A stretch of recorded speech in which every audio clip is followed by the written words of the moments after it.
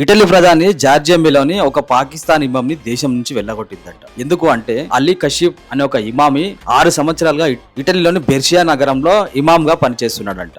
So అతను ఇటలీలో పౌరసత్వం తీసుకునే విధంగా ప్రయత్నం చేసిండంట. ఇటలీలోని ఒక టీవీ ఛానల్ ఒక సీక్రెట్ ఇన్వెస్టిగేషన్ చేసిందంట. ఆ ఇన్వెస్టిగేషన్ లో ఆ యాంకర్ ముస్లిం గెటప్ వేసుకొని ముస్లిం గా యాక్ట్ చేసి ఆ అలీ కషీఫ్ ఇమాం తో మాట్లాడిందంట.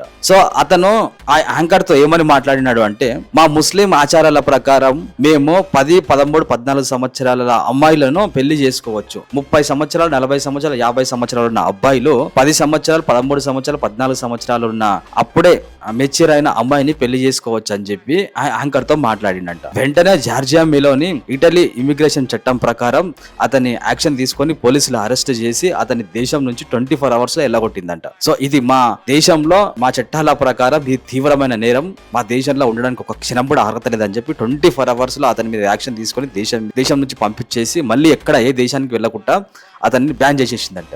సో జార్జియా మెలోని ఈ చిన్న టీవీ ఛానల్ ఇన్వెస్టిగేషన్ చేసిన దానికి కూడా రియాక్ట్ అయ్యి అతని దేశం నుంచి వెళ్ళగొట్టడం చాలా అద్భుతంగా అనిపించింది.